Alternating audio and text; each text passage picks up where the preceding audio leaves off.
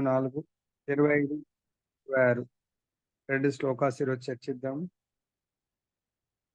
దైవమేవాపరే యజ్ఞం యోగినః పర్యుపాసతే బ్రహ్మాజ్ఞావపరే యజ్ఞం యజ్ఞేనైవోపజుహ్వతి 26వ శ్లోకం. శ్రోత్రాదీనింద్రియాణ్యన్యే సంయమాగ్నిషు జుహ్వతి శబ్దాదీన్ విషయానన్యా ఇంద్రియాగ్నిషు జుహ్వతి. తాత్పర్యం భాష్యం శ్రీల ప్రభుపాదులు రచించారు. ఓమజ్ఞానతిమిరాంధస్య జ్ఞానాంజనశలాకయా చక్షురున్మిలితం యేన తస్మై శ్రీగురవే నమః. నమో విష్ణుపాదాయ కృష్ణప్రేష్ఠాయ భూతలే శ్రీమతే భక్తిస్వరూపదామోదర స్వామినిధి నామినే. నమో విష్ణుపాదాయ కృష్ణప్రేష్ఠాయ భూతలే శ్రీమతే భక్తి వేదాంత స్వామినిధి నామినే. నమస్తే సరస్వతీ దేవీం గౌరవాణి ప్రచారిణి నిర్విశేష శూన్యవాది పాశ్చాత్యాదేశధారిణి. జయ శ్రీ కృష్ణ చైతన్య ప్రభు నిత్యానంద శ్రీ అద్వైత గదాధర శివాసది గౌరభక్త వృంద. హరే కృష్ణ కృష్ణ కృష్ణ హరే హరే, హరే రామ రామ రామ హరే హరే. సో ఈరోజు భగవంతుడు చాలా దివ్యమైనటువంటి సారాంశాన్ని ఈ రెండు శ్లోకాల ద్వారా మనకు వివరిస్తున్నారు. ప్రథమ శ్రేణి యోగి. సార్, యోగి అంటే ఎవరు? యోగా అంటే ఏంటి? యోగా అంటే భగవంతుడికి జీవుడికి బంధము. యోగా బంధాన్ని ఏర్పాటు చేసేవాడు యోగి. యోగా యోగి. యోగా అంటే బంధము, యోగి అంటే ఏర్పాటు చేసేవాడు. There are 2 types of yogas. One is భౌతిక బంధము, ఆధ్యాత్మిక బంధము. ఆధ్యాత్మిక బంధం అంటే భగవంతుడితో ఒరిజినల్ రియల్ బంధము. ఇదేమో అన్రియల్ బంధం. ఏది? భౌతికం. సో ఇందాక ఒక గురువు గారి లెక్చర్లో ఆఫ్టర్నూన్ నేను వింటా ఉన్నాయి. దాంట్లో ఏం చెప్తారంటే,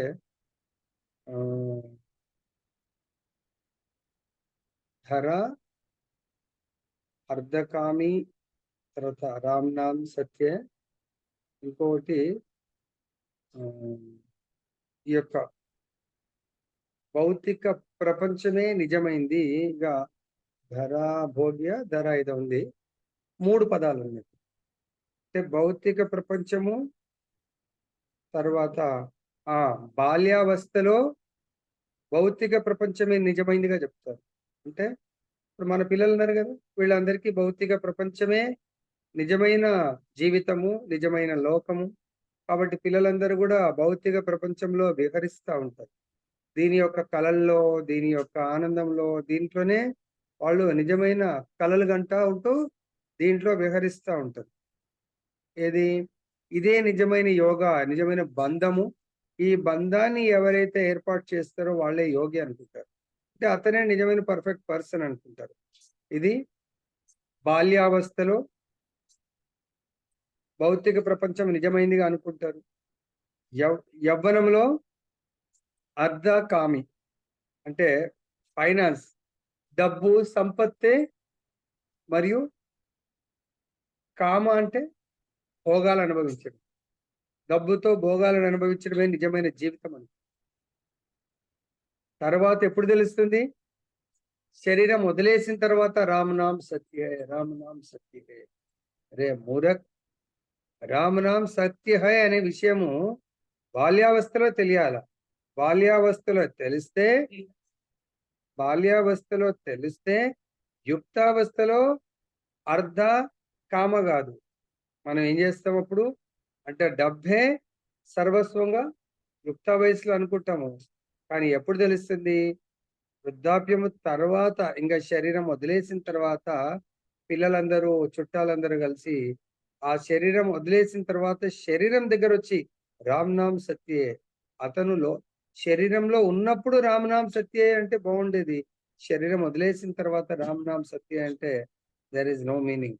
కాబట్టి ఇక్కడ ప్రథమ శ్రేణి యోగి ప్రతి దాంట్లో మన పిల్లలు గాని మనం గాని ప్రథమ శ్రేణి రావాలని కోరుకుంటాము. కానీ యోగిగా మాత్రం ప్రథమ శ్రేణి యోగిగా కావాలని ఎవరు కోరుకోవడం లేదు. పిల్లలకి చెప్తారు, నాన్న బాగా చదువుకోవాలా, నాకు తెలియదు ఏం చేస్తావో, ఫస్ట్ క్లాస్ వస్తే నీకు ఇది కొనిస్తాం. అరే మన పిల్లలకు ఫస్ట్ క్లాస్, భౌతికమైన first class, first class, first class okay. ఆధ్యాత్మికమైన ఫస్ట్ క్లాస్ ఏంటి? ఆధ్యాత్మికమైనటువంటి ఫస్ట్ క్లాస్ తీసుకొచ్చేవాడు ఎవరు? ఆధ్యాత్మికంగా గాని, భౌతికంగా గాని మన ఎదుగుదలకు ఏమైనా ఆబ్స్టకిల్స్ అంటే ఏమన్నా వాటిని ఏమంటారు? అంతరాయము కలిగించే వాటిని గట్టెక్కించేవాడు ఎవరు? బలరామకృష్ణ. ఇది మనము ఇక్కడ నరసింహ స్వామిని అంతకుముందు లేకుండా ఉగ్ర నరసింహ లేరు. ఫస్ట్ గా రాధామాధవే ఉన్నారు. తర్వాత నరసింహ స్వామిని ఎస్టాబ్లిష్ చేస్తారు. అర్థమైందా? సో కాబట్టి మన జీవితంలో కూడా ఎప్పుడన్నా అందుకే ప్రతిరోజు మీరు మంగళారతితో పాటు ప్రతిరోజు భగవంతుడి యొక్క నరసింహ ప్రేయర్ చేసుకోవడం చాలా మంచిదండి. ఓకే, ఇక్కడ చూద్దాము.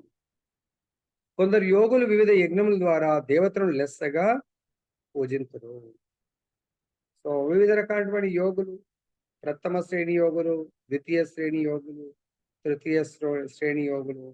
ఇక్కడ వివిధ యోగులు. యోగులు అంటే వాళ్ళు కూడా దేవతలతో బంధాన్ని పెంచుకోవాలనుకునేవారు. దేవత పూజల్ని అంటే ఆ బంధాన్ని, యోగి అంటే బంధాన్ని ఏర్పాటు చేసేవాళ్ళు. అర్థమైందా? దేవతలతో బంధాన్ని ఏర్పాటు చేయాలంటే దేవతల కొరకు యజ్ఞాలు చేస్తాం. దేవతలను లెస్సగా పూజించరు. మరికొందరు పరబ్రహ్మణుడి అగ్ని యందు హోమంను చేయరు. సో పరబ్రహ్మం భగవంతుడి గురించి హోమాన్ని చేస్తూ ఉంటారు. భాష్యాంశుల ప్రభుపాదులు రచించారు. పైన వివరించినట్లుగా కృష్ణ చైతన్యమున విద్యుక్త ధర్మ నిర్వహణ యందు నెలకొనిన వాడు పరిపూర్ణ యోగి లేక ప్రథమ శ్రేణి యోగి అని పిలువబడును. సో చూడండి, ఇక్కడ రెండు పదాలు బ్యూటిఫుల్ వర్డ్స్ యూజ్ చేశారు. కృష్ణ చైతన్యం, అదే భౌతిక చైతన్యము, కృష్ణ చైతన్యం. భౌతిక చైతన్యము మనకు భౌతిక బంధాన్ని ఏర్పాటు చేస్తుంది. కృష్ణ చైతన్యము ఆధ్యాత్మిక బంధము, అదే నిజమైన విద్యుక్త ధర్మ నిర్వహణ. మనం అనుకునే విద్యుక్త ధర్మం అంటే ఈ శారీరక విద్యుక్త ధర్మము అంటే దేహాత్మ బుద్ధితో చేసేటువంటి విద్యుక్త ధర్మము నన్ను ఈ భౌతిక ప్రపంచంలో వివిధ బంధనాల్లో బంధిస్తుంది. అదే నేను కృష్ణ చైతన్యంతో చేసేటువంటి విద్యుక్త ధర్మం. ప్రతిదీ కృష్ణుడి సెంటర్ గా, దాన్ని ఏమంటారు? దేహాత్మ బుద్ధికి వ్యతిరేకమైనటువంటిది దేహాత్మ బుద్ధి. నెక్స్ట్ ఇంకొకటి కరెక్ట్, బ్రహ్మభూత స్థితి. బ్రహ్మభూత స్థితి. Very good. దేహాత్మ స్థితి, బ్రహ్మభూత స్థితి. బ్రహ్మభూత స్థితి అంటే సో నేను దేహం కాదు, ఆత్మను. సో నా యొక్క డ్యూటీ ఆత్మ యొక్క విద్యుక్త ధర్మము భగవంతుడితో బంధాన్ని రీఎస్టాబ్లిష్, పునఃస్థాపించుకోవడం. కొత్తగా ఏర్పాటు చేసుకోవడం కాదు, పునఃస్థాపించుకోవడం. అదే దేహముతో బంధం అనేది ఆల్రెడీ ఈ దేహాన్ని ఇక్కడ స్వీకరించాం కాబట్టి ఈ స్వీకరించడంతో తల్లితో బంధము, తండ్రితో బంధము, వాళ్ళతో పాటు ఉన్న మిగతా బంధాలు కూడా ఆటోమేటిక్ ఏర్పడ్డాయి. కాబట్టి ఈ దేహంతో నా యొక్క రుణానుబంధాలు, రుణాలను ఈ దేహము తీసుకోగానే ఎన్ని రుణాలు మనకి ఏర్పడ్డాయి? దాదాపు అట్లీస్ట్ అప్రాక్సిమేట్ ఎన్ని రుణాలు? నిన్న మొన్న చెప్పినట్టున్నాం. ఈ దేహం ఒకసారి పడుతున్నారో వాళ్ళందరితో మనకు రుణం ఏర్పడుతుంది. సో కాబట్టి మరి ఆ రుణానుబంధాల నుంచి విముక్తి కొరకు ఎవరైతే ప్రయత్నం చేస్తారో దేని ద్వారా? యజ్ఞం ద్వారా. అది ఉత్తమ శ్రేణి యజ్ఞము. అదే ఇక్కడ కృష్ణ చైతన్యంలో విద్యుక్త ధర్మ నిర్వహణ అంటే అటువంటి యజ్ఞాలను చేసేవాడు పరిపూర్ణ యోగి లేదా ప్రథమ శ్రేణి యోగి అని పిలువబడతారు. కానీ అటువంటి యజ్ఞములనే దేవతార్చనం నందు వనరించు వారును కొందరు కలరు. ఇదే శరీరంతో దేవతలను అర్చన చేస్తూ ఉంటారు. ఎటువంటి అనేది ముందు ముందు చూద్దాం. మరికొందరు పరబ్రహ్మను లేక నిరాకార బ్రహ్మమును ఉపాసించు వారు కలరు. ఉం? ఇట్లు వివిధ వర్గములను అనుసరించి వివిధములైన యజ్ఞములు కలవు. కానీ వాస్తవమునకు వివిధ కర్తలచే చేయబడు అట్టి యజ్ఞములందలి వివిధ వర్గములు కేవలము యజ్ఞం యొక్క బాహ్య వర్గీకరణమును మాత్రమే సూచించును. కానీ వాస్తవమునకు యజ్ఞమనగా యజ్ఞుడని పిలువబడు దేవాది దేవుని అనగా విష్ణువు ప్రీత్యర్థం చేయబడినది కనుక వివిధములైన యజ్ఞములన్నింటినీ రెండు ప్రధాన తరగతులుగా విభజించవచ్చు. ఒకటి లౌకిక సంపదల కొరకై చేయబడు యజ్ఞము, మరొకటి దివ్య జ్ఞాన ప్రాప్తి కొరకు చేయబడు యజ్ఞము. సో రెండు యజ్ఞాలు నుంచి భౌతిక భోగాల కొరకు, రెండవది దివ్య దివ్య జ్ఞాన ప్రాప్తి ఆర్ ఆధ్యాత్మిక సంపత్తి, ఆధ్యాత్మిక లాభం కొరకు. కృష్ణ చైతన్యవంతులు దేవాది దేవుని సంతృప్తి పరచుటకై భౌతిక వస్తువులన్నింటినీ త్యజింతురు, భోగ త్యాగం చేస్తారు. భౌతిక భోగ త్యాగం చేసే వాళ్ళు కృష్ణ చైతన్యవంతులు. ఎవరైతే ఆధ్యాత్మిక జ్ఞాన ప్రాప్తి కొరకు ప్రయత్నం చేస్తారో వాళ్ళు రెండవ రకం యజ్ఞం. కేవలము విష్ణు ప్రీత్యర్థము మాత్రమే ఆయనకు సంబంధించినటువంటి యజ్ఞాలు చేస్తారు. తాత్కాలిక సుఖమును కోరువారు తమ భౌతిక అర్థములను ఇంద్రుడు, సూర్యుడు వంటి దేవతలను సంతృప్తి పరచుటకై అర్పింతురు. ఇతరులైన నిరాకారవాదులు, మాయావాదులు నిరాకార బ్రహ్మమునందు లీనమగుట ద్వారా తన వ్యక్తిత్వమును అర్పింతురు. భౌతిక జగత్తును పాలించుట మరియు దాని యందు వెలుగు, జలము, ఉష్ణమున్నగు వాటిని సమకూర్చేందుకు దేవాది దేవునిచే నియమింపబడిన శక్తిమంతులైన జీవులే వివిధ దేవతలు. భౌతిక లాభములందు ఆసక్తి కలిగిన వారు అట్టి దేవతలను వైదిక కర్మకాండను అనుసరించి చేయబడు పలు యజ్ఞముల ద్వారా పూజించు. అట్టి వారు బహీశ్వరవాదులు లేక పలు దేవతలను విశ్వసించేవారు అని పిలువబడరు. సో ఇక్కడ ప్రభుజీ పోస్ట్లు కొంచెం వీళ్ళని కంట్రోల్ చేయండి ప్రభుజీ, ఎవరెవరైతే ఆన్ చేస్తున్నారు. సో ఇక్కడ చూడండి, తన భౌతిక భోగాల కొరకు యజ్ఞాలు మనకు చూస్తాం. మనం శ్రీమద్ భాగవతం 2.3.2-7 ఈ శ్లోకాల్లో మనకు కొన్ని రకాల పూజా విధానాల గురించి చెప్పడం జరిగింది. దాంట్లో శ్రీమద్ భాగవతం 2వ స్కందము 3వ అధ్యాయము శ్లోకం 2-7 6 శ్లోకాస్ ఇచ్చారు. రినాకార బ్రహ్మజ్యోతి తేజమునందు లీనమవ గోరువాడు వేదపతిని అంటే బ్రహ్మదేవుడు లేదా బృహస్పతిని అర్చించవలను. తర్వాత కామ పటుత్వమును కోరువాడు స్వర్గరాజైన ఇంద్రుని అర్చింపవలను. అంటే నీ కోరికకు తగ్గట్టు భగవంతుడు వాళ్ళని సేవించండి అని చెప్తారు. సంతానమును కోరువాడు ప్రజాపతులను అర్పించవలను. చక్కని భాగ్యమును కోరువాడు భౌతిక జగపు అధికారినీయవు దుర్గాదేవిని. అధిక తేజో సంపన్నుడు అధిక తేజో సంపన్ను కాగోరువాడు అగ్నిదేవుని. కేవలం ధనాకాంక్ష కలిగిన వాడు వసువులను అర్చింపవలను. మనుజుడు గొప్ప వీరుడు కాగోరించో శివుని రుద్రావతారములను అర్చింపవలను. విస్తారమగు ధాన్యరాశులను గోరువాడు అదితిని. స్వర్గలోకమును గోరువాడు అదితి సుతులను. రాజ్యమును గోరువాడు విశ్వదేవుని. జనప్రియత్వమును గోరువాడు సాధ్యులను అర్చింపవలను. దీర్ఘాయువును కోరువాడు అశ్విని కుమారులను. దృఢమైన శరీరము కోరువాడు పృథ్వీని. ప్రతిష్టను కోరువాడు రోదసి మరియు పృథ్వీని కలిపి అర్చింపవలను.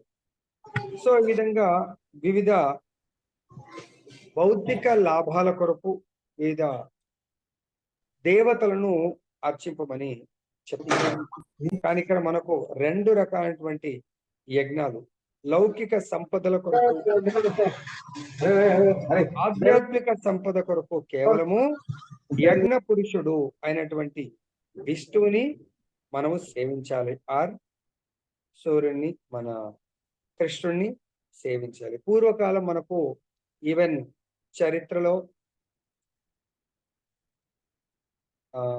రావణాసురుడు శక్తిని పొందడానికి కొరకు శంకరుడి యొక్క రుద్రుని చెప్పినట్టుగా శంకరుని ప్రసన్నం చేసుకుంటాడు. అందుకొచ్చే 10 తలలను తల కట్టైనా కూడా మళ్ళీ అతుక్కునేట్టుగా వరం పొందుతాడు. హిరణ్యకశిపు మొత్తం ముల్లోకాల తేజస్సును పొందడానికి కొరకు బ్రహ్మని ప్రసన్నం చేసుకుంటాడు. అదేవిధంగా పుత్ర సంతానం కావాలంటే పుత్ర కామేష్టి యజ్ఞం, దశరథ మహారాజు రాముణ్ణి పొందడానికి కొరకు పుత్ర కామేష్టి యజ్ఞాన్ని పొందాడు.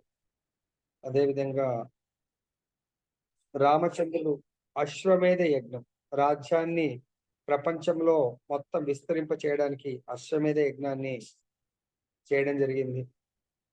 తర్వాత ధర్మరాజు రాజసూయ యజ్ఞం, దాంట్లో ఆ భగవంతుణ్ణి చీఫ్ గా కొలవడానికి కొరకు ప్లస్ ధన సంపత్తులను కూడబెట్టుకోవడానికి కొరకు రాజసూయ యజ్ఞం చేయడం జరిగింది. ఈ విధంగా వివిధ రకాలైన యజ్ఞాలు ఉంటాయి.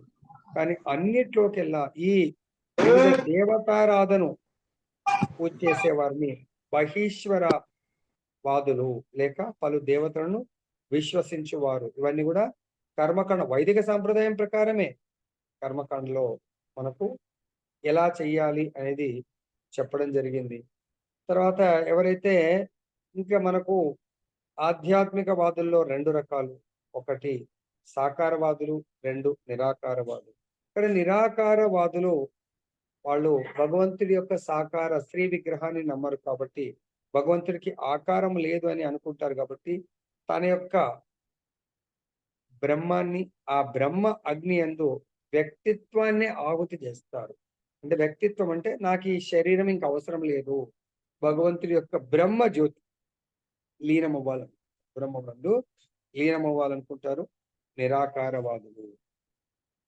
ఈ విషయమైన కామ్యకర్మం చేయువారు తమ భోగ అనుభవం కొరకు తమకున్న భౌతికార్థములను అర్పింపగా, మాయావాదులు పరబ్రహ్మమునందు లీనమయ్యే ఉద్దేశంతో తమ భౌతిక ఉపాధులను అర్పించునని మరో మాటలా చెప్పవచ్చు. అట్టి నిరాకారవాదికి పరబ్రహ్మమే యజ్ఞగుండము మరియు వ్యక్తిత్వమే బ్రహ్మాగ్ని యందు అర్పింపబడి ఆహుతి.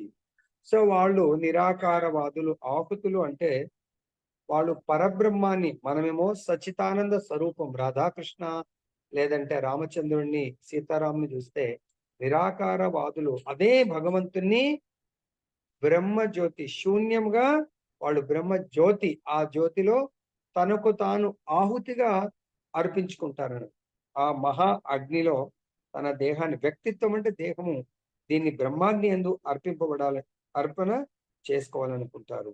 కానీ అర్జునుని వంటి కృష్ణ చైతన్యవంతి, అర్జునుని వంటి అంటే అర్జునుడి లాగా ఎవరైతే భగవంతునికి, భగవంతుడి వ్యక్తిత్వానికి, సచ్చిదానంద రూపానికి సంపూర్ణ శరణాగతి ఎవరైతే పొందాలనుకుంటారో, భగవంతుని యొక్క ఫిజికల్ సాంగత్యము, అర్జునుడు సాఖ్య సాంగత్యము తీసుకోవాలనుకుంటాడు. ఆ విధంగా ఎవరైతే మేబీ సాఖ్య ఉండొచ్చు, వాత్సల్యం ఉండొచ్చు, మాధుర్యం ఉండొచ్చు, లేదా దాస్య ఉండొచ్చు, లేదా అర్జునుడు వంటి కృష్ణ చైతన్యవంతుడు కేవలము శ్రీకృష్ణుని ప్రీత్యర్థము, ప్రీతి కొరకు సర్వమును అర్పిస్తాడు. కృష్ణుడి ప్రీత్యర్థం మాత్రమే, కృష్ణుడి కొరకు మాత్రమే తన సర్వస్వాన్ని అర్పిస్తాడు అర్జునుడి లాంటి భక్తుడు. ఈ విధంగా అతని భౌతిక సంపదలు మరియు ఆత్మ అన్నియును శ్రీకృష్ణునికి అర్పింపబడును. మనకు మొన్నటి నుంచి వస్తా ఉంది.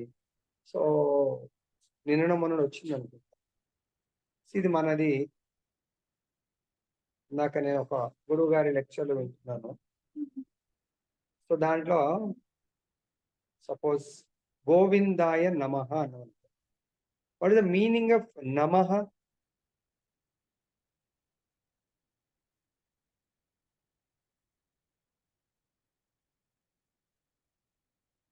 నమ అంటే, నమః అంటే నాది కాదు, మరి ఎవరిది? సో ఈ సర్వస్వము గోవిందుడిది. సో అటువంటి చైతన్యంలో మనం ఉండాలి. ఈ ఇల్లు, దిస్ హౌస్ ఇంతకు ముందు వేరే వాళ్ళది, నేను తీసుకున్నాను, నేను ఉంటున్నాను, తర్వాత ఇంకొకరిది, అలా ఎన్నో జనరేషన్స్ మారొచ్చు, కానీ ఇది శాశ్వతంగా భగవంతుడిది మాత్రమే అని ఎవరైతే అనుకుంటారో అతను, మనకు నిన్ననే వచ్చింది అనుకుంటా బహుశా, కృష్ణ భక్తి రసభావితుడి యొక్క లక్షణాలు, లక్షణాలు ఏంటి? అతడు అనాసక్తుడు. సో ఈ యొక్క భౌతిక వస్తువుల పట్ల, భౌతిక భోగాల పట్ల ఆసక్తుడుగా ఉండడు. ఈ భౌతిక విషయాల పట్ల ఎంతకాలం మనము ఆసక్తులమై ఉంటామో అంతకాలం ఇక్కడే ఉంటాం, ఇక్కడ నుంచి వెళ్ళలేము.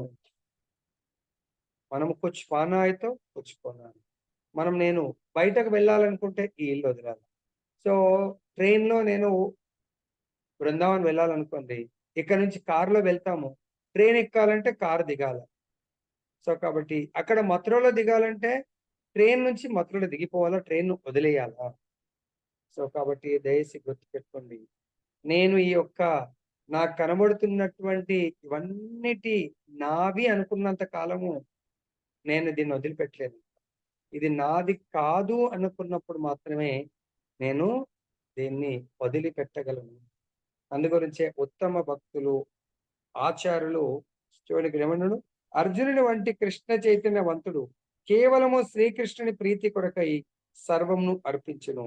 ఈ విధంగా అతని భౌతిక సంపదలు మరియు ఆత్మ అన్నీను శ్రీకృష్ణుడికి అర్పింపబడుతుంది. ఆత్మ తనను తానుకు సమర్పించుకోవడం అంటే అది నవద భక్తుల్లో ఏ భక్తి అవుతుంది? అన్ని సర్వం సమర్పించుకోవడం. Very good. ఏంటది? ఆత్మ నివేదనం. ఆత్మ నివేదన. దయచేసి గుర్తుపెట్టుకోండి. ఆత్మ నివేదనం గురుజీ. ఇక తనను తానే సమర్పించుకున్న తర్వాత తనకు సంబంధించినవన్నీ కూడా సమర్పించుకోవటమే. అది నిజమైన ప్రథమ శ్రేణి యోగి చేసేటువంటి యజ్ఞము, సంపూర్ణ సమర్పణ భగవంతుడికి. ఈ విధంగా అతడు ప్రథమ శ్రేణి యోగి అయి ఉన్నాడు కృష్ణుడు. ఎలా? పాండవులు గాని, కుంతి మహారాణి గాని కేవలము కృష్ణుడి ఈ భూమండలంలో ఉన్నంత కాలమే కృష్ణుడి కొరకే కర్మలు చేస్తూ జీవించారు. ఎప్పుడైతే కృష్ణుడు వెళ్ళిపోయాడు అని వార్త కుంతి మహారాణి విన్నదో ఇమ్మీడియట్ గా తన శరీరాన్ని వదిలేసి గోలోక బృందావనికి వెళ్ళిపోయింది. ఆ కృష్ణ అని చెప్పేసి. అదేవిధంగా పాండవులు కూడా ఎప్పుడైతే ఇంకా కృష్ణుడు వెళ్ళిపోయాడో వాళ్ళు కూడా సిద్ధమైపోయి ఆ రాజ్యాన్ని పరీక్షిత్ మహారాజ్ చెప్పి స్వయంగా ఇంకా వాళ్ళు రాజ్యాన్ని, సంపత్తిని అన్నింటిని వదిలేసి వెళ్ళిపోయారు. దేనికి? ఈ శరీరాల్ని వదిలేయడానికి కొరకు. రాజ్యము తన సంపత్తి కాదు, శరీరం తన సంపత్తి కాదు. తన సంపత్తి అయినటువంటి గోవిందుడు వెళ్ళిపోయిన తర్వాత ఇంకా ఇక్కడ మాకేం పని అని చెప్పేసి వాళ్ళు కూడా వెళ్ళిపోవడం జరిగింది. నెక్స్ట్ లో కొందరు నైష్టిక బ్రహ్మచారులు శ్రవణాది ఇంద్రియ కార్యములను మరియు ఇంద్రియములను మనోనిగ్రహం అనేది అగ్ని యందు హోమము చేయుదురు. నైష్టిక బ్రహ్మచారులు. భగవంతుడు ఈ సొసైటీని ఎన్ని వర్ణాలు, ఎన్ని ఆశ్రమాలుగా విభజించాడు? భగవంతుడు ఈ సొసైటీని అంటే మానవ సమాజాన్ని ఎన్ని వర్ణాలు, ఎన్ని ఆశ్రమాలుగా విభజించాడు?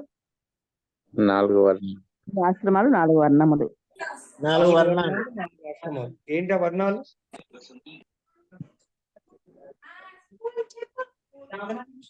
గురుజీ. బ్రాహ్మణ, క్షత్రియ, వైశ్య, శూద్ర. 4 వర్ణాలు, 4 ఆశ్రమాలు. మాతయ్య చెప్పండి ఎవరన్నా.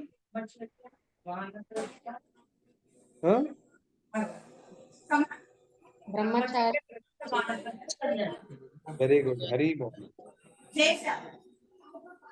మనకు ఈ 4 వర్ణాల గురించి బ్రాహ్మణ, క్షత్రియ, వైశ్య, శూద్ర గురుజీ. హరే కృష్ణ. బ్రాహ్మణ, క్షత్రియ, వైశ్య, శూద్ర. ఓకే ప్రభు.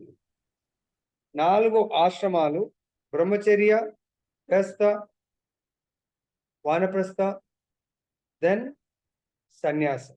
ఇవి ఆశ్రమాలు. మీరు ఇందాక చెప్పింది వర్ణాలు ప్రభుజీ, శూద్ర అనేది వర్ణాల కింద వస్తుంది. ఓకే, 4.13 అది కూడా బైహార్ట్ చేసే శ్లోకం అని చెప్తాను. సో ఇక్కడ నైష్టిక బ్రహ్మచారులు శ్రవణాది ఇంద్రియ కార్యములను మరియు ఇంద్రియములను మనోనిగ్రహం అనేది అగ్ని యందు హోమం చేయుదురు. సో బ్రహ్మచర్యంలో ఉన్న వాళ్ళు ఎటువంటి హోమాన్ని చేస్తారు? దేవతల భౌతిక భోగాల కొరకు, భౌతిక సుఖాల కొరకు యజ్ఞాలు హోమాలు చేయరు. వాళ్ళ నిజమైన హోమము వాళ్ళది మనో నిగ్రహము, మనస్సుని తర్వాత ఇంద్రియాలను నిగ్రహించుకోవడానికి అగ్ని యందు, అంటే వాళ్ళ యొక్క ఇంద్రియార్థాలు. ప్రభుజీ వాళ్ళని మ్యూట్ చేయండి ప్రభుజీ. ఇంద్రియ కార్యములను మరియు ఇంద్రియములను, ఇంద్రియ కార్యాలు ఏంటి? భౌతికమైనటువంటి కార్యాలు. బ్రహ్మచారులు ఏం చేస్తారు? శ్రవణాది ఇంద్రియ కార్యములను మరియు ఇంద్రియములను మనోనిగ్రహం అనేది అగ్ని యందు హోమం చేయదు. అంటే బ్రహ్మచారి వ్రతం అంటేనే భౌతికమైనటువంటి భోగాలను ప్రేరేపించేటువంటి ఇంద్రియార్థాలన్నిటిని కూడా ఈ మనస్సుని నిగ్రహించుకోవడానికి కొరకు అగ్ని యందు అటువంటి వాటినన్నిటి కూడా మన మామూలుగా హోమంలో, సో దాన్ని ఏమంటారు, చందనం కానీ లేకుంటే ఆ హోమంలో దాన్ని ఇంగ్రీడియంట్స్ వేస్తూ ఉంటారు, నెయ్యి వేస్తూ ఉంటారు, హోమంలో అర్పిస్తూ ఉంటారు. కానీ ఇక్కడ బ్రహ్మచారులు దేన్ని అర్పిస్తారు? వాళ్ళ యొక్క ఇంద్రియాలకు సంబంధించినటువంటి భౌతిక కార్యాలను, భౌతిక కోరికలన్నీ హోమం చేసి అర్పిస్తూ ఉంటారు వాళ్ళు. మరికొందరు నియమబద్ధులైన గృహస్థులు ఇంద్రియార్థాలను, ఇంద్రియములనేది అగ్ని యందు ఆహుతి చేస్తారు. ఇంద్రియార్థాలంటే ఇంద్రియాల యొక్క లక్ష్యాలు, వాళ్ళు వాటన్నిటి కూడా హోమంలో అర్పిస్తారు. అప్పుడు ఏమవుతుందంటే మెయిన్ ముఖ్యంగా ఈ 4 ఆశ్రమాలకు మొదటి 2 ఆశ్రమాలు చాలా ముఖ్యమైన పాత్రను పోషిస్తాయి. భాష్యం: బ్రహ్మచారి, గృహస్థుడు, వానప్రస్థుడు, సన్యాసి అను 4 ఆశ్రమములు మానవులందరూ ఉత్తమ యోగులు లేదా ఆధ్యాత్మికులు కాగలుగునట్టుగా మానవ సమాజ విభజన ఉద్దేశింపబడింది. సో భగవంతుడే ఈ విభజన చేశాడు, ఎవరో కాదు. సో భగవంతుడు మనకు ఆధ్యాత్మిక ఉన్నతి పొందడానికి కొరకే బ్రహ్మచారిగా, గృహస్థగా, వానప్రస్థుడిగా, సన్యాసిగా మనకు విభజన చేశారు. సో బ్రహ్మచారి యొక్క లక్ష్యము కంప్లీట్ తన ఇంద్రియాలను నియంత్రణలో ఉంచుకున్నవాడే బ్రహ్మచారి. గృహస్థుడు కంప్లీట్ గా తన ఇంద్రియాలను అదుపులో ఉంచుకొని గోస్వామి. ఎందుకంటే బ్రహ్మచారికి గృహస్థకు తేడా కొంచెం ఏముంటుందంటే, బ్రహ్మచారి ఎనియా ఇంకా ఇప్పుడంటే లేరు, పూర్వకాలము గురుకులాల్లో ఉంటూ ఇంకా బాహ్య ప్రపంచంలో ఇతరులతో, స్పెషల్ గా స్త్రీలతో కలవకుండా చాలా కట్టుదిట్టం ఉండేది. ఎందుకు అలా కలవకుండా? వాళ్ళు భగవంతుడి యొక్క దివ్యమైనటువంటి జ్ఞానాన్ని పొంది ఆ జ్ఞానంతో వాళ్ళు వాళ్ళ ఇంద్రియాలను జయించేవాళ్ళు. గృహస్థులకు కొద్దిపాటి రిలాక్సేషన్ ఉంటుంది. గృహస్థ అన్నప్పుడు ఆటోమేటిక్ గా పెళ్లి చేసుకోవడం జరుగుతుంది. ఆ పెళ్లితో బంధాలు ఏర్పడతాయి ఇతర ఫ్యామిలీస్ తో. మరి అటువంటప్పుడు ఇతరులతో కలవడం వల్ల మనకు జనరల్ గా కోరికలు ఎక్కువగా ఉంటాయి. వాళ్ళతో పోల్చుకుంటాం, వీళ్ళతో పోల్చుకుంటున్నప్పుడు మనకు మన ఇంద్రియాలు కూడా, ఇంద్రియాలనే గుర్రాలు మనల్ని పరిగెత్తిస్తూ ఉంటాయి. ఆ కోరికలు అంటే ఇంద్రియార్థాలు, ఇంద్రియాల యొక్క కోరికలను నెరవేర్చుకోవడంలో మనం చాలా శ్రమ పడేట్టు చేస్తాయి. ఎటు భౌతిక భోగాలను భోగించడానికి కొరకు మన సమయాన్ని ఎక్కువ సంపాదనకు పరిగెత్తిస్తూ ఉంటాయి. ఆధ్యాత్మిక సంపాదన నుంచి భౌతిక సంపాదన వరకు మనని డైవర్ట్ చేస్తూ ఉంటాయి. మానవ జన్మ జంతువుల వలె ఇంద్రియ అనుభవమును అనుభవించుటకు ఉద్దేశింపబడనందున మానవుడు క్రమంగా ఆధ్యాత్మిక జీవనం నందు పరిపూర్ణుడయ్యేది విధంగా 4 ఆశ్రమములు ఏర్పాటు చేయబడినవి. కాబట్టి మానవులు జంతువుల సమాజంలో లేవు. ఇది నా 4 వర్ణాలు లేవు, 4 ఆశ్రమాలు లేవు. కేవలం మానవ సమాజమునందే ఈ విభజన జరిగింది. 4 వర్ణాలు ఎందుకంటే ఈ సొసైటీని లీడ్ చేయడానికి 4 వర్గాలు. వర్ణాలంటే వర్గాలు. అది దాన్ని ఏమంటారు? బ్రాహ్మణ అంటే మనకు వాళ్ళు మనందరికీ జ్ఞానాన్ని బోధించే వర్గం. క్షత్రియ అంటే కులం కాదు, మనని పాలక వర్గం. ఓకే, జ్ఞానాన్ని అంటే ఆధ్యాత్మిక జ్ఞానాన్ని ప్రసాదించి మనని ఆధ్యాత్మిక పురోగతిలో ముందుకు నడిపించే వర్గము ఇది బ్రాహ్మణ వర్గం. క్షత్రియ వర్గము మనందరికీ కావలసినటువంటి రక్షణ సౌకర్యాలను, బ్రాహ్మణులను మనందరికీ యజ్ఞ యాగాలు నిర్వహించడానికి వాళ్ళని పోషిస్తూ ఉంటారు క్షత్రియ వర్గము. వైశ్య వర్గము కృషి గోరక్ష. మనందరం సుఖంగా ఉండాలంటే మనకు పాడి పంట భోజనం కావాలి, గో సంపద కావాలి. కాబట్టి ఆ రెండింటినీ పోషించే వాళ్ళు వైశ్యులు. శూద్ర 3 వర్ణాలకు వాళ్ళు శక్తితో కూడుకున్నటువంటి పనులు చేసేవాళ్ళు శూద్ర వర్గం. తర్వాత ఆశ్రమాలు. ఈ ఆశ్రమంలో ముఖ్యంగా బ్రహ్మచర్య వర్గము కేవలము బ్రాహ్మణ క్షత్రియ వాళ్ళు యాజ్ ఇట్ ఈస్ గా స్ట్రిక్ట్ గా పాటించేవాళ్ళు. ఎలా? వాళ్ళందరూ కూడా రాజులైతే కూడా యువరాజులను గురుకులాలకు పంపించేవాళ్ళు. బ్రాహ్మణులైతే తప్పకుండా, ఎందుకంటే నెక్స్ట్ జనరేషన్ కు వాళ్ళు ఆధ్యాత్మిక జ్ఞాన బోధన చేయాలంటే తప్పకుండా వాళ్ళకి అవసరం. కాబట్టి ఈ 2 వర్గంలో వాళ్ళు చాలా స్ట్రిక్ట్ గా సిలబస్ బ్రహ్మచర్యాన్ని పాటించేవాళ్ళు. తర్వాత వైశ్యులు ఆధ్యాత్మిక జ్ఞానాన్ని పొందేవాళ్ళు తర్వాత. కానీ శూద్ర దార్ ఇస్ నో, వాళ్ళకు అంత పెద్ద అవసరం లేదు. ఎందుకు? వాళ్ళు కేవలము మిగతా 3 ఆధ్యాత్మిక జ్ఞానముతో వాళ్ళు వాళ్ళ యొక్క విద్యుక్త ధర్మాన్ని నిర్వర్తిస్తూ ఉంటారు. కాబట్టి వాళ్లకు కావలసినటువంటి పనులను అంటే వాళ్లకు సహాయ సహకారాలు అందించడం వల్ల వీళ్ళ జన్మ ధన్యమైపోయేది. బ్రహ్మచారులు ఆధ్యాత్మిక ఆచార్య నిర్దేశమున ఇంద్రియ భోగమును త్యజించుట ద్వారా మనసును నిగ్రహించుటకు యత్నింతురు. సో కాబట్టి ఇక్కడ చాలా ఉత్తమమైనటువంటి స్టార్ మార్క్ పెట్టుకోవచ్చు. బ్రహ్మచారుల యొక్క ముఖ్య లక్ష్యం ఏముండాలంటే ఆధ్యాత్మిక ఆచార్యుడి యొక్క నిర్దేశమునందు వాళ్ళు వాళ్ళ ఇంద్రియాలను కంట్రోల్ చేయడం ఎలా అనేది సీక్రెట్ నేర్చుకోవాలి. ఇంద్రియ భోగాలను త్యజించాలి. మరి ఇంద్రియ భోగాలను ఎలా త్యజించగలము? ఇదే ఇంద్రియాలను ఆధ్యాత్మిక భోగాలలో మనము నియుక్తం చేయాలి. సో నిద్రపోవడం మనిషికి ఖచ్చితం కావాలి, కానీ ఇదే కళ్ళకు రెస్ట్ ఇవ్వాలి. సైన్స్ ప్రకారం ఇన్స్టెడ్ ఆఫ్ 11, 12 వరకు కళ్ళను మేలుకునేట్టు చేయకుండా క్లాస్ అయిపోయింది 9, 9:30 పడుకోండి, నో ప్రాబ్లం. ఇప్పుడు అయిపోగానే టిఫిన్ ఇప్పుడు చేస్తారా ముందు చేస్తారా చేసి మొబైల్ ఏరోప్లేన్ మీద పెట్టేసి పడుకోండి. ఇప్పుడు 2 గంటలు లేట్ పడుకొని 2 గంటలు లేట్ కాదు 4 గంటలు లేట్ లేసినా మనకు కళ్ళకు రెస్ట్ సరిపోదంట, రికవరీ కాదు. ఇప్పుడు అర్లీ బెడ్ తీసుకుంటే, ఇప్పుడు 1 అవర్ అర్లీగా తీసుకుంటే నెక్స్ట్ డే మార్నింగ్ 2 అవర్స్ అర్లీగా లేచినా ప్రాబ్లం లేదంట. ఇప్పుడు 2 అవర్స్ అర్లీగా పడుకుంటే మార్నింగ్ 4 అవర్స్ అర్లీగా లేచినా దేర్ ఇస్ నో ప్రాబ్లం. ఆ విధంగా మనము భోగాలను పొద్దున ఎందుకు లేవాలని చాలా మందికి తెలియదు. ఏం చేస్తాం ప్రభుజీ అంటారు.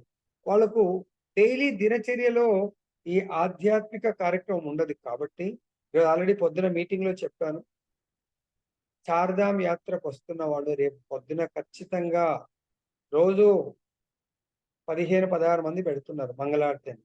రేపు ఒకేసారి డబుల్ అవ్వాలి. సో కాబట్టి ఇంద్రియ భోగాలను ఆ టైంలో పడుకుంటాము, ఈ టైంలో మెలుకుంటాము. అంటే మనకు ఒక శ్లోకంలో కూడా వస్తుంది.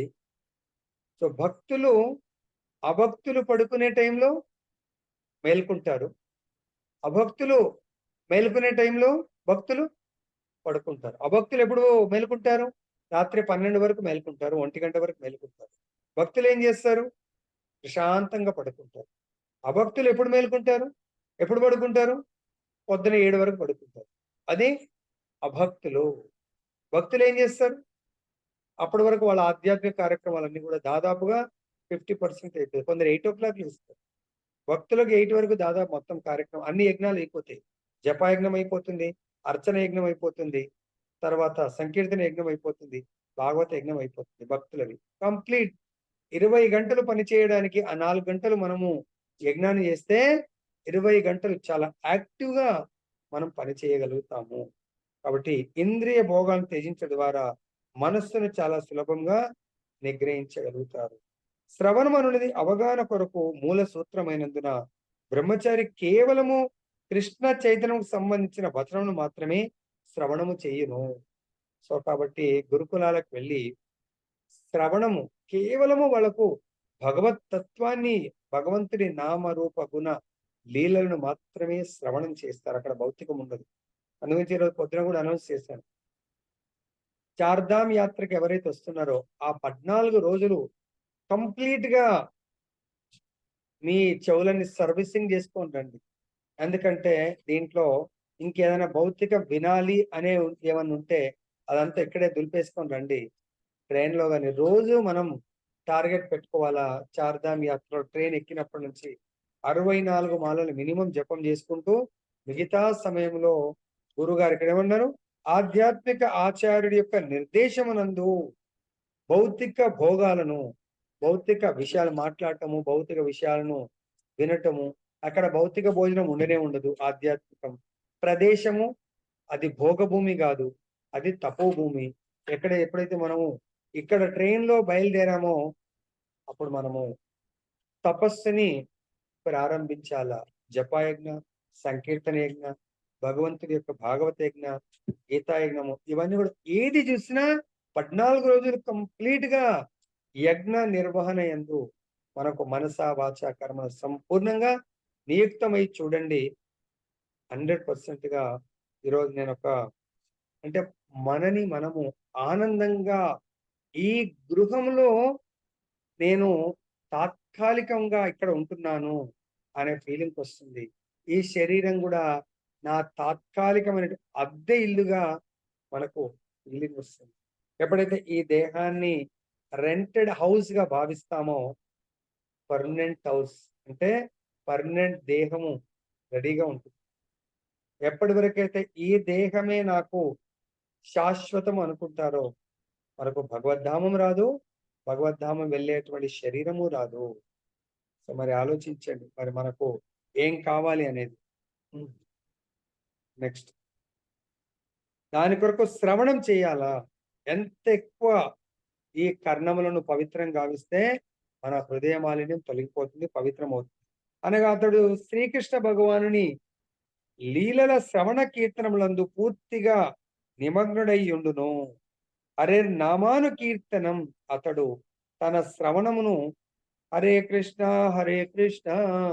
కృష్ణ కృష్ణ హరే హరే, హరే రామ రామ రామ హరే హరే. సో గురువు గారిది ప్రవచనం వింటుంటే మనకు అనిపించవచ్చు, ప్రభుజీ మనం ఇప్పుడు బాగున్నాము, చాలా బ్రహ్మాండంగా మనము నామజపం చేస్తున్నాము, కీర్తన చేస్తున్నాం ప్రభుజీ. మరి మనం అన్కాన్షియస్ లో ఉన్నప్పుడు మనం ఎలా ప్రభుజీ అనిపిస్తుంది, మనకు డౌట్ రావచ్చు. అప్పుడు భగవంతుడు ఏం మాటిస్తున్నాడంటే, మీరు కాన్షియస్ లో ఉన్నప్పుడు చేసిన సాధన వల్ల అన్కాన్షియస్ లో ఉన్నప్పుడు భగవంతుడే ఆ యొక్క స్మరణ అయ్యేట్టుగా గుర్తు చేస్తాడంట. లేదంటే మనకు శ్రవణం ఏ విధంగా ఉండాలంటే, కులశేఖర ఆల్వార్ ఆయన ఒకసారి మనలాగే భగవంతుడి యొక్క రామాయణం వింటా ఉన్నాడు. రామాయణం కథలో ఆ కథామృతంలో ఆ ఫ్లోలో వింటూ వింటూ సీతమ్మ వారిని రావణాసురుడు వచ్చి ఎత్తుకొని పోయాడు అని వస్తుందంట. అప్పుడు అంతే, ఆయన సీతమ్మ వారు, వైదేహి, జానకి అమ్మవారిని నేనుండగా వాడు ఆ దుర్మార్గుడు దుష్టుడు ఎలా ఎత్తుకొని పోతాడు అంటే శ్రవణం అంటే ఆ విధంగా. అప్పుడు ఇమ్మీడియట్ గా తన యొక్క సేవకుడు చెప్పి తన గుర్రాన్ని రెడీ చేయని చెప్పి ఆ గుర్రాన్ని రెడీ చేయగానే తన యొక్క ఎప్పుడు యుద్ధానికి ఉపయోగించేటువంటి కత్తిని తీసుకొని ఎలా వెళ్ళిండు, సముద్రం దాటి వెళ్ళిండు అనగానే ఆయన కూడా ఆ సముద్రం వైపు వెళ్తూ వెళ్తూ గుర్రం తీసుకొని ఇంకా ఆ నీళ్ళలో వెళ్ళిపోయినాడు. అందరు చూస్తా ఉన్నారు, రాజుగారికి ఏం చెప్పలేము, కనబడనంత దూరం వెళ్ళిపోతే భగవంతుడు ఎంత దయామయుడు, భగవంతుడు ఎంత కరుణామయుడు. సో ఆయన తన భక్తుడి యొక్క సంపూర్ణమైనటువంటి ఆ లీనమైపోయి తన్మయత్వంలో శ్రవణం చేస్తున్నారు కానీ ఆయన నేను ఇది కలియుగంలో నేను ఉన్నాను, కలియుగంలో రామచంద్రుడు ఎక్కడా అంటే రావణాసురుడు ఫిజికల్ ఎక్కడున్నాడు ఏమీ పట్టించుకోలేదు. ఇప్పుడు ఉన్నాడు తీసుకొని పోయాడు అనుకున్నాడు, వెళ్ళిపోతే రామచంద్రుడు స్వయంగా ఆ భక్తుల్ని రక్షించడానికి కొరకు సీతమ్మ వారి సమేతంగా ఆయన ప్రత్యక్షమై, ఏ రాజా ఇది కలియుగము, మీరు విన్నటువంటి నా చరిత్ర త్రేతాయుగంది, ఇదిగో నేను ఆ త్రేతాయుగంలోనే ఆ మూర్ఖుడు దుష్టుడు దుర్మార్గుని రావణాసురుని సంవరించి సీతని తీసుకొని వచ్చాను, చూడు సీతమ్మ యొక్క దర్శనం చేసుకో అని చెప్పేసి సీతారాముల యొక్క దర్శనం ఇవ్వటము, భగవంతుడు ఆయన్ని ఆశీర్వదించి పంపించడము జరుగుతుంది. సో అటువంటి శ్రవణం చేయాలి మనం. మనం ఇక్కడ మొబైల్ నడుస్తూ ఉంటుంది, మన కార్యాలు మనము వేరే పనులు చేసుకుంటా ఉంటే అది నిజమైన శ్రవణం కాదు. అటువంటి శ్రవణం వల్ల మనం 100 ఏళ్ళు విన్నా కూడా ఇప్పుడు 50 అయితే ఇంకా 50 ఏళ్ళు విన్నా మన లోపల మార్పు మాత్రం పెద్ద శూన్యంగా ఉంటుంది. కాబట్టి అటువంటి హరే నామాను కీర్తనం అతడు తన శ్రవణమును హరే కృష్ణ ఎప్పుడు ధ్వని ప్రకంపనలాగా మారుమోగుతా ఉండాలి. దివ్య తరంగముల శ్రవణమునందే వినియోగించుచు ఇతర భౌతిక ధ్వని తరంగం నుండి తనను నిగ్రహించుకోవాలి. వేరే ధ్వని తరంగాలు అసలు మనకు వినిపించకూడదు. అట్లే ఇంద్రియ తృప్తి కొరకు కొంతవరకు అనుమతించబడిన గృహస్థులు కూడా అట్టి అనుమతిని అత్యంత నిగ్రహంతో నిర్వహించరు. ఏదో పర్మిషన్ ఇచ్చారని చెప్పేసి మనం విచ్చలవిడిగా అందరి దావతులకు, దాంట్లో కూడా కొన్ని విధి విధానాలు, భక్తులు వెళ్ళవలసిన తామసిక దావత్లకు వెళ్ళరు, రాజసిక దావత్లకు వెళ్ళరు పార్టీస్ కు. కేవలం సత్వం ఎక్కడైతే సంకీర్తనతో కూడుకున్నటువంటి భజన ప్రోగ్రాము లేదంటే మన యొక్క నియర్ అండ్ డియర్ బంధువుల యొక్క ఫంక్షన్స్ ఉన్నాయనుకోండి, అక్కడ తామసిక జంతు బలిలకు సంబంధించిన ప్రోగ్రామ్స్ నిజమైన భక్తుడు వెళ్ళవలసిన అవసరం లేదు, రాజసిక వెళ్ళవలసిన అవసరం లేదు. అక్కడ యజ్ఞ యాగాలు లేని యజ్ఞాలతో, యజ్ఞం అంటే భగవంతుడు, యజ్ఞ పురుషుడు భగవంతుడు, భగవంతుడికి సంబంధించినటువంటి కార్యం ఉన్నదంటే ఓకే. సో లేదంటే అక్కడికి పెద్ద వెళ్ళవలసిన అత్యంత నిగ్రహంతో నిర్వహించరు. అనుమతిని మైథున భోగము, మత్తు పదార్థం సేవించుట, మాంస భక్షణము అనునవి మానవ సంఘం యొక్క సాధారణ స్వభావములు. కానీ నియమబద్ధుడైన గృహస్థుడు నియంత్రణ లేని మైథున భోగమునందు కానీ ఇతర ఇంద్రియ భోగమునందు కానీ నిమగ్నుడు కాడు. మైథున జీవనమును నియంత్రింపగలిగేది కావుననే ధర్మసమ్మతమైన వివాహ నాగరిక సమాజమంతటా ప్రచారం నొంది ఉన్నది. నియమబద్ధుడైన గృహస్థుడు ఉన్నతమైన ఆధ్యాత్మిక జీవితము కొరకు తన సాధారణ స్వభావమైన ఇంద్రియ తృప్తిని త్యజించుచున్నందున అట్టి నియమితమైన అనాసక్తితో కూడిన ఈ సంభోగ జీవితం కూడా ఒక విధమైన యజ్ఞముగానే పరిగణింపబడును. కాబట్టి భగవంతుడి శుద్ధ భక్తులు భగవత్ ఆజ్ఞలను చాలా తూచా తప్పకుండా పాటిస్తారు. ఆ ఆచారుల యొక్క జీవన విధానాన్ని మనము అనుసరించాలి. లైక్ చైతన్య మహాప్రభు మనందరికీ ఆరాధ్య దైవము, సాక్షాత్ ప్రేమావతారము, ప్రేమమూర్తి శ్రీ చైతన్య మహాప్రభు. ఆయన కూడా గృహస్థ జీవితాన్ని స్వీకరించాడు. మొదట బ్రహ్మచార్యం పాటించాడు. బ్రహ్మచారిగా ఉన్నప్పుడు గొప్ప గొప్ప పండితులను ఓడిస్తాడు తన విజ్ఞానముతో. తర్వాత గృహస్థ జీవితం స్వీకరించి ఎంతో మందికి బోధిస్తాడు. తర్వాత గృహస్థ జీవితంలో బోధన సక్సెస్ అవ్వట్లేదు అని చెప్పేసి బోధనాచార్యుడు కావాలంటే సన్యాసి అంటే తన యొక్క వైఫ్ ని, తల్లిని వదిలిపెట్టి, ఇక్కడ వదిలిపెట్టడం అంటే దయచేసి గుర్తు పెట్టుకోండి, వాళ్ళ శరీరాలకు దూరం అవుతున్నాము కానీ వాళ్ళ శరీరంకు దూరం అవడం వల్ల వాళ్ళు భగవంతుడికి చాలా దగ్గర అవుతారు. సో మీకు విష్ణుప్రియ మాత గురించి ఇంతకుముందు కూడా చెప్పడం జరిగింది. సో వెళ్ళేటప్పుడు ఎవరికైనా దుఃఖమే ఉంటుంది, భర్త వదిలిపెట్టి వెళ్తుందంటే. కానీ నేను లోక కళ్యాణార్థం ఇచ్చాను భగవంతుడు చెప్తాడు. అంటే ప్రతి జీవి కూడా లోక కళ్యాణార్థమే ఇక్కడికి వచ్చాం మనం. స్పెషల్ గా కృష్ణ చైతన్యంలో ఎవరైతే జీవితం గడుపుతారో తన ఫ్యామిలీ కళ్యాణార్థం కాదు, చేసి గుర్తుపెట్టుకోండి. మొత్తం సర్వే జనో సుఖినో భవంతు, లోక కళ్యాణార్థం మనం పాటుపడాలి తప్ప నా ఇంటి కళ్యాణము, నా యొక్క కూతురు కొరకు, కొడుకు కొరకు కాదు. మనం చేయవలసింది సర్వ మానవాళి కొరకు చేయాలి. చైతన్య మహాప్రభు యొక్క ట్రూ ఫాలోయర్స్, నిజమైన ఫాలోయర్ అనిపించుకోవాలంటే భగవంతుడు ఎప్పుడైతే విష్ణుప్రియ దేవిని వదిలేస్తాడో అప్పుడు బోధిస్తాడు, నిత్యము నిరంతరము నాకు నా యొక్క నామానికి తేడా లేదు కాబట్టి నువ్వు ఎప్పుడు నా నామస్మరణ చేస్తావు అప్పుడు నీ దగ్గరనే. సో భగవంతుడు నిత్యము నామస్మరణ చేయడం అంటే ఆమె ఎన్నిసార్లు నామం చేస్తుందో ప్రతిసారి ఒక బియ్యం గింజను పక్కన పెట్టుకొని ఎన్నిసార్లు నామం చేస్తే అన్ని బియ్యం గింజలను మాత్రం వంట చేసుకొని అది భగవంతుడికి నైవేద్యం పెట్టి స్వయంగా ప్రసాదం స్వీకరిస్తుంది. అంటే చూడండి, ప్రసాదం యజ్ఞము హరే కృష్ణ మహామంత్రం ద్వారా చేస్తూ మనం కదా పూసల్ని లెక్క పెట్టుకుంటే విష్ణుప్రియ మాతది బియ్యం గింజల్ని పక్కన పెట్టుకొని దాన్ని మాత్రమే వంట చేసుకుని తింటారు. సో కాబట్టి ఆ విధంగా అత్త కోడళ్ళు భగవంతుడు ఒకరికి కొడుకు ఇంకొకరికి భర్త విరహంలో భగవంతుని ఎట్లయితే గోపికలు ఆ కృష్ణచంద్రుడి యొక్క విరహంలో ఎంతో ఇంకా ఆ విరహ వేదనలో భక్తి చేస్తారు, అలాగే భగవంతుడి యొక్క విరహ వేదనలో విష్ణుప్రియ మాతజీ దెన్ సచీమాత భగవంతుని తలుచుకుంటూ భగవంతుడి యొక్క భక్తియుక్త సేవ చేస్తూ ఉత్తమ శ్రేణి యోగుల్లాగా జీవించి భగవద్ధామం వెళ్తారు. అటువంటి చైతన్య మహాప్రభు ఆదర్శంగా జీవితాన్ని తను గడిపి తన శిష్యులను కూడా ఈ విశ్వంలో ఆదర్శవంతమైనటువంటి భక్తులుగా లోకానికి చాటి చెప్పడానికి కొరకు సనాతన గోస్వామి అండ్ రూప గోస్వామిలకు ఉన్నతమైనటువంటి పదవులు, భౌతికంగా దాదాపు రాజుకి ఈక్వల్ అయినటువంటి పదవులలో ఉండి చైతన్య మహాపురం రమ్మనంగానే ఆ పదవులు తనవి కావు, తను కేవలము కేర్ టేకర్ గా భావిస్తూ ఇమీడియట్ గా పదవులను వదిలేసి చైతన్య మహాపురం దగ్గర వచ్చి సంకీర్తన ఉద్యమంలో మహాప్రభు సహాయకులుగా, మహాప్రభు అనుచరులుగా, మహాప్రభు సేవకులుగా వాళ్ళు సేవ చేస్తూ ఎన్నో గ్రంథాలను రాస్తూ మనకు గౌడీయ పరంపరలో మనందరినీ కూడా రూపానుగాస్గా రూప గోస్వామి మార్చారు. అంటే ఏ భక్తిని మనకు ప్రసాదించారు రూప గోస్వామి, సనాతన గోస్వామి. రెండు రకాలైనటువంటి భక్తి మార్గాలు ఉన్నాయి. ఏంటా రెండు రకాల భక్తి మార్గాలు? వైదీ భక్తి, రాగానుగ భక్తి.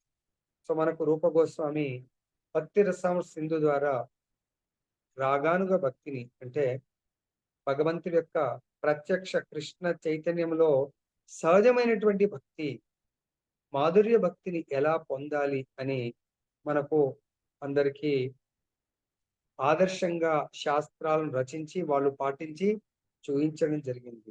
వాళ్ళ పరంపరలోనే లాస్ట్ గోస్వామి అయినటువంటి ఎవరైనా ఆరుగురు గోస్వామిలో లాస్ట్ గోస్వామి గోపాల్ భట్ట గోస్వామి. చైతన్య మహాప్రభు ఆయన బాల్యావస్థలో ఉన్నప్పుడు వాళ్ళ ఇంటి దగ్గర 4 నెలలు ఉంటాడు. వాళ్ళ నాన్న పేరు వెంకట భట్.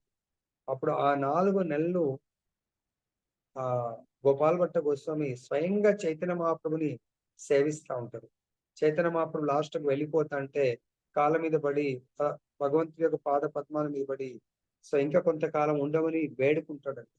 అప్పుడు ఆ చిన్న బాలుడి యొక్క కోరికని మన్నించి చైతన్య మహాప్రభు ఇంకా కొన్ని రోజులుండి తర్వాత వెళ్ళేప్పుడు ఫైనల్ ఇన్స్ట్రక్షన్స్ ఇస్తారంట. ఏంటా ఇన్స్ట్రక్షన్స్ అంటే, నీ తల్లి తండ్రి బ్రతికున్నంత కాలం మహాభక్తులు వాళ్ళని సేవించి తర్వాత బృందావన్ వచ్చి రూప సనాతన గోస్వాముల యొక్క డైరెక్షన్ లో, నిర్దేశకత్వంలో బృందావనంలో కృష్ణ చైతన్య ప్రచారాన్ని చేయమని చెప్పేసి ఆదేశిస్తా ఉంది. సో అదే మార్గాన్ని పెద్దగా అయిన తర్వాత గృహస్థాశ్రమాన్ని స్వీకరించలే ఆయన. తల్లిదండ్రులను సేవించి వాళ్ళు గోలోకం వెళ్ళిన తర్వాత డైరెక్ట్ గా బృందావనం వెళ్ళడం జరిగింది. అదేవిధంగా ఇంకెంతో మంది ఆచార్యుల గురించి చెప్పొచ్చు. మన ప్రభుపాదుల వారికి వారి గురుదేవుల వారైనటువంటి భక్తి సిద్ధాంత సరస్వతి ఠాకూర్ల వారు 1922లో ఎట్ ది ఏజ్ ఆఫ్ 26 ఆదేశం ఇచ్చారు పాశ్చాత్య దేశాలకు వెళ్ళి భాగవత్ ధర్మాన్ని ప్రచారం చేయమని. మరి ప్రభుపాదుల వారు ఇమ్మీడియట్ గా వెళ్లకున్న 1965లో సెప్టెంబర్ 5 అనుకుంటా సో ప్రయాణం కావించి అమెరికా రీచ్ అయ్యి ఆయన 12 సంవత్సరాల్లో 14 సార్లు ప్రపంచమంతా తిరిగి కొన్ని లక్షల మందిని మార్చడం జరిగింది. 10,000 మందికి దీక్షలు ఇవ్వడం జరిగింది. ఈ రోజు కోటాను కోట్ల మంది కృష్ణ చైతన్యంలో ఎన్నో యజ్ఞాలను, గీతా యజ్ఞం, భాగవత యజ్ఞం, సంకీర్తన యజ్ఞం, జప యజ్ఞం, ఇలా భగవంతుడి యొక్క భక్తిమయ జీవితంలో అందరూ ఆ అమృతాన్ని ఆస్వాదించే జీవితాన్ని గడుపుతున్నారు. కాబట్టి ఉత్తమ శ్రేణి యోగుల్లాగా జీవిస్తా ఉన్నారు. కేవలం ఆ కృష్ణ కృపామూర్తి ప్రభుపాదుల వారి కృప వాళ్ళు. మనం ముగిద్దాం. హరే కృష్ణ. ఇంద్రా శ్రీమద్ భగవద్గీత की जय, श्री श्री राधारमण लाल की जय, जगन्नाथ बलदेव सुभद्रा माई की जय, गौर निताय भगवान की जय, जगत गुरु श्री प्रभुपाद की जय, श्री श्रीपाद गुरु